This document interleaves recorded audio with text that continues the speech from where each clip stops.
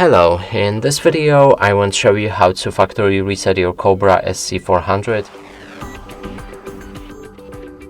And to do this, first thing is to go for our settings, then find Restore Default.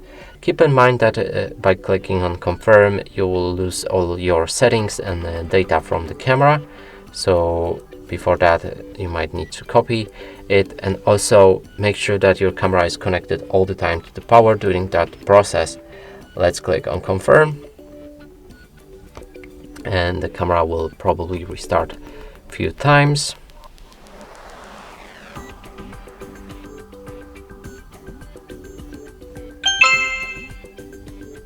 But here we have a setup, and that means the factory reset is finished.